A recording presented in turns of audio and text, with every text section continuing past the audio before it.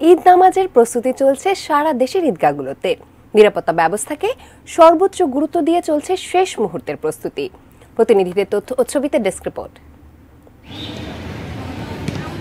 কিশোরগঞ্জের ঐতিহ্যবাহী শুলাকিয়ায় এবার ঈদুল আজহার ১৯৭তম জামাত অনুষ্ঠিত হবে। শুলাকিয়া ময়দানকে জামাতের উপযোগী করতে নেওয়া হয়েছে নানা ব্যবস্থা। সেই সঙ্গে মুসল্লিরা যেন দুর্ভোগে না পড়েন সেজন্য নেওয়া হয়েছে বিভিন্ন পদক্ষেপ। সকাল ৯টায় শুরু হতে যাওয়া ঈদ জামাতে ইমামতি করবেন হাফেজ মাওলানা মোহাম্মদ সোয়াইব বিন আব্দুর রৌফ। শুলাকিয়া মাঠ, ওখানে আমরা ঈদ উদযাপনে আমরা অনেক তৃপ্তি পাই এবং আনন্দ বোধ করি। জামাতের সময় মাঠ ও আশপাশে মোতায়েন থাকবে বিজিবি, পুলিশ, র্যাব ও আনসার সদস্যরা।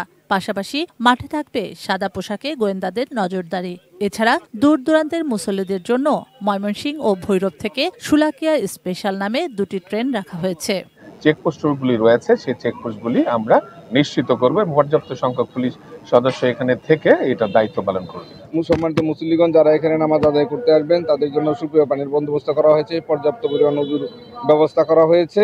এদিকে প্রায় ২৩ একর জায়গা জুড়ে দিনাজপুর গোড়ে শহীদ বড় ময়দানেও চলছে ঈদ জামাতের প্রস্তুতি। আধুনিক স্থাপত্য শৈলীর এ মাঠে এশিয়ার সবচেয়ে বড় ঈদ জামাত হবে বলে দাবি স্থানীয়দের।